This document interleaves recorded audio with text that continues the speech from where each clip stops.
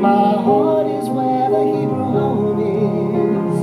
For where the heart is, that's where you find the Hebrew home. Hebrew home, Hebrew home. Good morning, Hebrew home.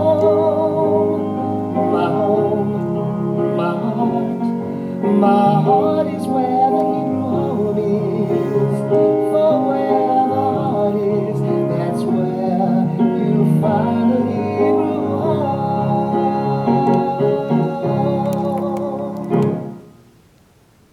Good morning and welcome to today's edition of Good Morning Hebrew Home. I'm your guest host for Thursday, Liisa Murray.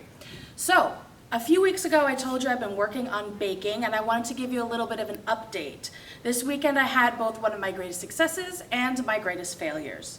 So I made my best loaf of sourdough bread so far. It was beautiful, it looked gorgeous, it tasted great. But before that, I made my worst loaf of sourdough ever.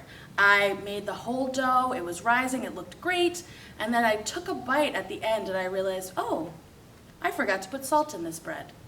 And if you've ever had bread that's been made without salt, it's not a good taste. So I continue to look for more advice, more baking advice. Have you ever had a great failure like that? I remember when I was younger, one of the first chocolate cakes I made, I forgot to put sugar in it. And my father, who's one of the most supportive, nice people in the world, said, "No, it's great. You just put enough ice cream on it, you can't even tell." So I wonder if you've had any flops or fails or great successes or any advice that you'd like to share with me. Feel free to call 2813 and let me know. So on with the show. Today is Thursday, May 21st. The weather today is sunny with a high of 66. On this day in history, in 1927, Charles Lindbergh landed in Paris, completing the first non-stop transatlantic flight. Lindbergh was the dark horse when he entered a competition for a $25,000 prize to anyone able to fly nonstop from New York to Paris. In 1881, Clara Barton and Adolphus Solomons found the American National Red Cross to provide humanitarian aid to victims of wars and national disasters as part of the International Federation of Red Cross Societies. In 1932, Amelia Earhart becomes the first woman to make a solo air crossing of the Atlantic Ocean from Newfoundland to Ireland. And in 1992, Johnny Carson performed his last Tonight Show before an invited audience of celebrities and family after 3 decades. On May 21st, 1999, All My Children star Susan Lucci finally wins a Daytime Emmy after being nominated 19 times, the longest period of unsuccessful nominations in television history. And now on to some of our birthdays today. I'd like to wish to some of our residents happy birthday to Gloria K., Arlene W., and my good friend on my floor, Mr. Telly. Happy birthday. I hope you have a happy and healthy one. Today's meals. Today's lunch is turkey chili with white rice with a black and white cookie for dessert. And tonight's dinner is lentil soup, then egg salad on a bun with cabbage slaw salad and mandarin oranges for dessert. As a reminder, as I said at the beginning, we're still looking for viewer mail. Our mailbox is empty and so sad. I would love to hear more from you. Please send us your comments, questions, and we will share them here on the show. You can write mail and give to your friendly TAP activities person, or you can call us and leave a message by dialing the number 2813 on your phone. Now, I am really excited for today's interview. We have, who I consider a Hebrew Home superstar here. So please welcome to our stage Rabbi Hirschhorn, the Director of Religious Affairs here. Welcome, Rabbi. Welcome, welcome. So excited to have you on the show. Thank you so much for agreeing to be on. My pleasure. I'm very happy. I've seen many of the shows myself, and it's a little uncomfortable to be such a star, but I'm sure I'll get used to it. Well, many people may recognize you from Shabbat Shalom, from hearing your voice over the loudspeakers every Friday. I know it's certainly become sort of a weekend ritual for me as well. But what led you on your path here to becoming a rabbi, to being here at the Hebrew Home? Where did it all start? The Hebrew, it's a funny story. It's going to be now 24 years. Wow. It was 1996. But the very interesting thing is that the Hebrew home came into my horizon when I was studying at the Jewish Theological Seminary, and a friend of mine was telling me about the Judaica Museum, and he was describing the Hebrew home. He had a girlfriend there, and so he had visited a number of times, and he was describing how he got there in the environment, and I do remember quite distinctly that there was some thought of mine, that's a very special place. I'd like to, I would like to be here. And, you know, that's not when it started, but later on, I had finished rabbinical school, and I was the rabbi at Missoula in Missoula, Montana. Oh, wow. For 3 years. I would go out once a month. I was working still and studying, and I was also a chaplain at that point, which I had done for 7 years at Terence Cardinal Cook, which had a very large AIDS hospice and a number of other nursing home categories. And I had been there for 7 years. And then I got a phone call from someone. They were telling me if I was interested to come to the Hebrew home. And the rest is 24 years of history. That's amazing. And it feels that it, you know, the, what do you call it, like the possibilities here at the Hebrew home are endless. There's never a dull moment, as everybody knows, but there's always something new, and I am very happy to be here, and I'm very happy to be with the residents. And now, after these many years, I even get residents coming to us who have been family members of previous residents. Oh, wow. You know, like rabbis, if they're long in congregations, they bar mitzvah their kids, then eventually they marry their kids, and then they start bar mitzvahing the kids of the people, and even marrying the children of residents. So I feel I have this kind of generational gap that I meet people that I knew as family members of residents. That's so beautiful. I love that sort of continuum. You think about it, maybe, like you said, you might think about it more in terms of a congregation out in the outside world, but here, you know, to have that kind of continuum, to know that like I'm getting care and being cared for by someone who cared for my mother or my aunt or something like that. Yeah. I think that's beautiful. Yeah. So, what led you to becoming a rabbi? You know, some people fall into jobs and they are kind of like, oh, I guess I do this now. But becoming a rabbi is a little bit more of a heart commitment, I feel like.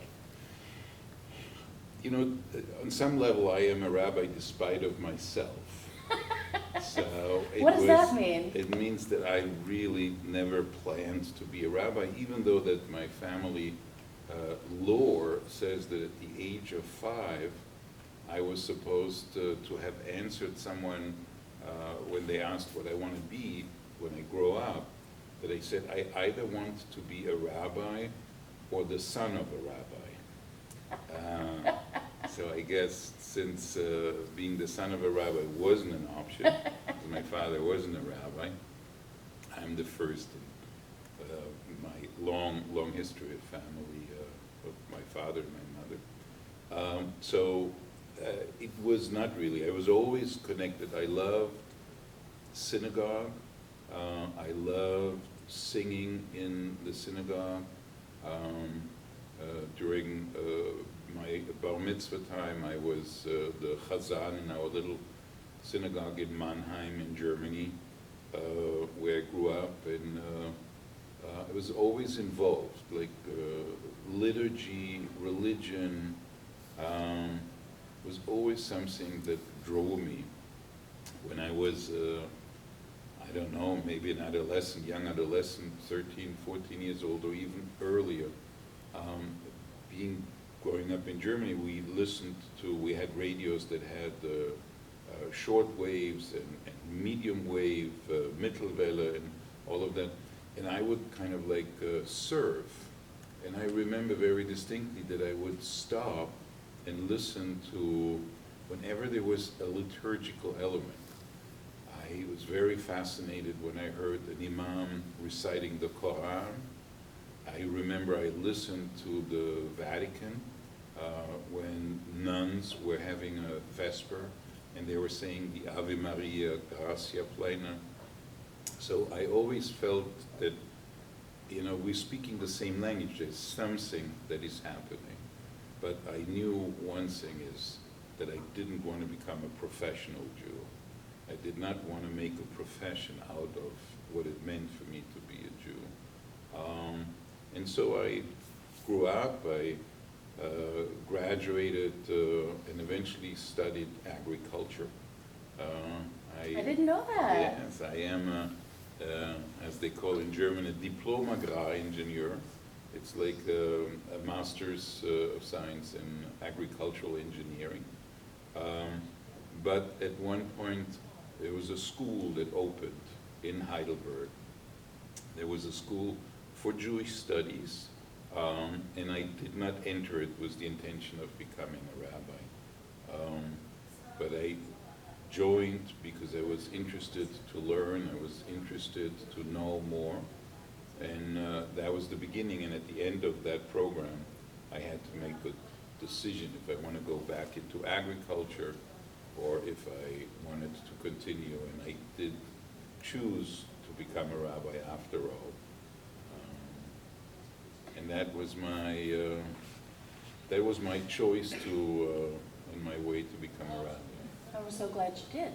Thank you. Yes, so am I. One of the things that stands out to me always, and you mentioned this a little bit when you were talking about what led you to becoming a rabbi, the things you were interested in, is that you, and I think what makes you such a great director of your department, is that you want to support residents' spiritual growth, their activities, regardless of religion. And that you're always very welcoming. Anytime we have like a Good Friday service, you're there too because you want to welcome everyone. Anytime you talk about Shabbat Shalom, you say all are welcome. Please come join us. Right. And I think that's something really beautiful. Is that I personally have always felt so welcomed into the Jewish traditions and really just being a part of the spiritual life here. And I think that's something that's really beautiful, and I know our residents feel as well. Yeah, I mean, we are a family. We live under one roof, and I always feel that God created people. God didn't create religion. People create religion, and I'm very happy that many people have their own place they call home, their spiritual home. I don't claim that anyone has the privilege. That's why, God created one person. We couldn't, and all of humankind came from this one person. So that we cannot say like mine is, we're all the children of Adam and Eve. And I feel very strongly that as a family, we have to be respectful and really allow people to be, and that's why we have synagogue services, we have Catholic service with our wonderful Deacon George, we have Christian gatherings and Christian prayer services on Sunday with our friends from the Baptist home who join us, and I'm glad that we live together and we respect each other. Yeah, I think that's so beautiful. Another thing that I know about you. Well, a few things, but one is your beautiful sonorous voice. We can hear it as you're speaking right now, the deep sound of your voice, but also singing. And you mentioned that the music, you would listen for liturgical content, but talk about your connection to music, because I feel like those things are so connected. My connection to music. I'm married to a magnificent, marvelous, highly trained, I cannot say more, cantor, musicologist, Natasha, who was trained in Russia, who is also so highly regarded amongst her colleagues and speaks the language of music. She claims that I'm one of the most musical person, but I am blessed with not being able to read music.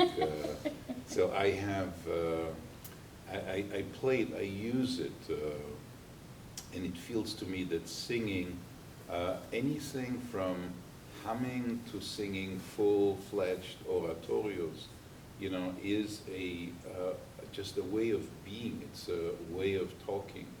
It's not by chance that mothers, when they hold their babies, sing lullabies. It's not by chance that children, when they go to bed, often fall asleep with the sound of soothing songs.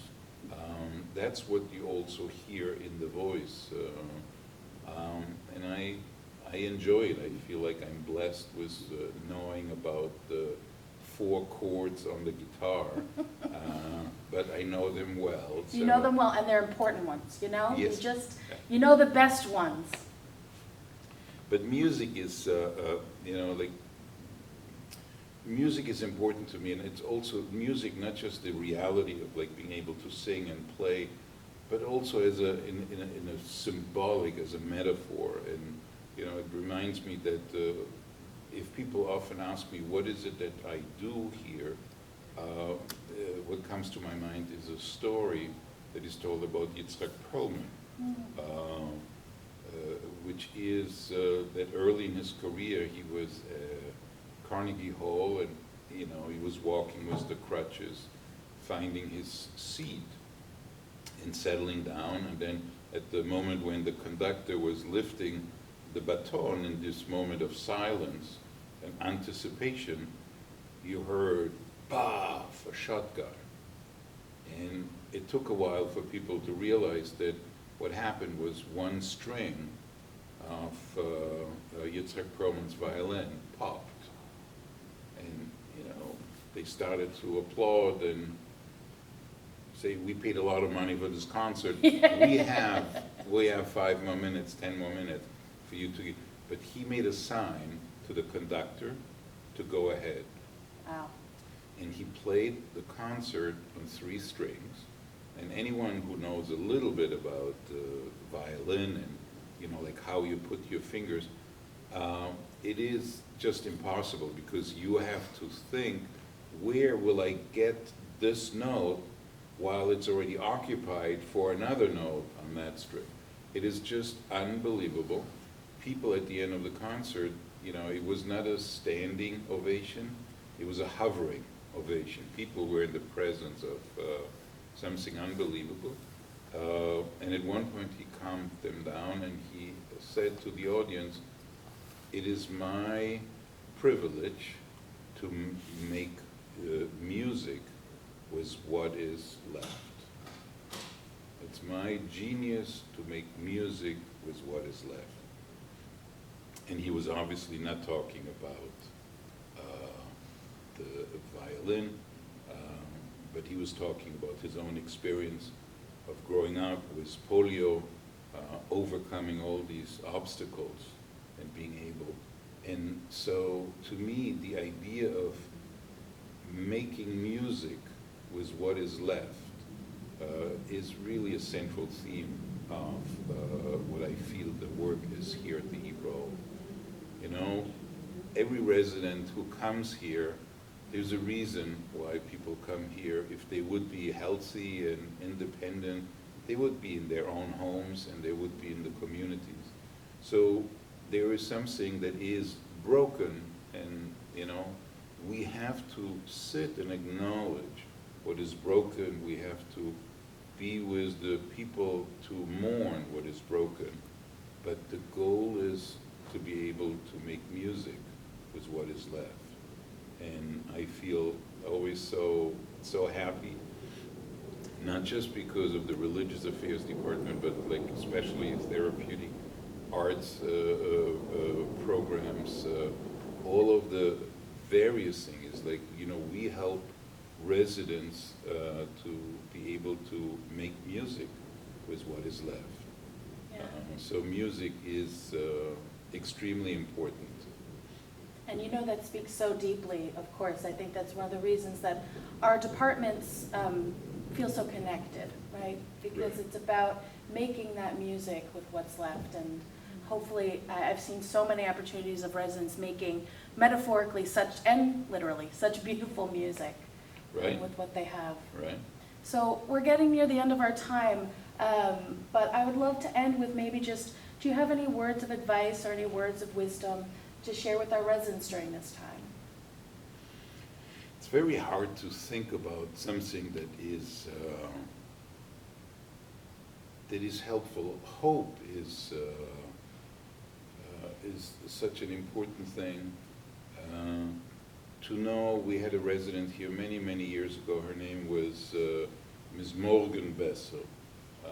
And anybody who speaks a little Yiddish will know that the translation of Morgan Besser would be tomorrow is better. And she always used to say in Yiddish, Hand is good, today is okay, today is fine, but tomorrow will be better. So to know that whatever we are going through is going to be better tomorrow, that we help everybody to be their best, to feel most comfortable, and to be able to be heard, which I think is one of the central issues, to be recognized, to be seen, and to be heard. And so that's not something that needs professional staff to do. It's something that all of us can do with each other.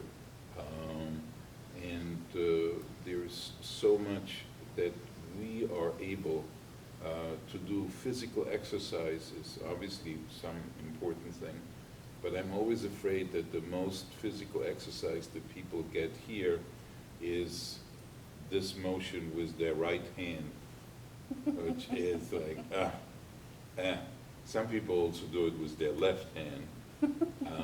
And I would be so happy because we don't need a lot. It's to be grateful for what we get, to open our hearts to say thank you to people, or to say, even to initiate it, to say good morning, to really make a smile. Many of the residents always tell me about, there was one person when I came who really took me under her arm or his arms and showed me around. And to be able to find a friend is the difference between day and night. So I bless everybody that will be able to open our hearts, to be grateful for what we have, to really believe and hope that today is good, but tomorrow will be better. That's beautiful. Thank you so much, Rabbi, for joining us and for your words of wisdom echoed from a resident from years past. Okay. Thank you so much. Wow, what a beautiful interview. So we're going to finish up today, and I thought we would finish with a poem. So May is actually National Poetry Month. So I thought it would be nice to end today with one of my favorite poems, which actually is written by a resident of the home who lived here a few years ago, but I still think of her and this poem often. Actually connects so much to what Rabbi and I were talking about. It's called Music. I hear music all the time. Even when I'm alone, I hear music. So actually, I'm never alone because I have music. I hear music in the wind, in the trees. With music, I feel safe and happy and loved. And when I sing, it's like God opened up the door and said, "Fly, little one, fly." And when I hear music, I'm home. So I hope you enjoyed that poem and our entire show today. Tune in later today for Wellness with Deborah at 1:30 and Your Hit Parade with Larry at 2:30. If you missed any portion of today's show, it will be replayed on channel 88 at 6:30, and you can find all of our episodes on YouTube. See you tomorrow, same time, same place, same channel.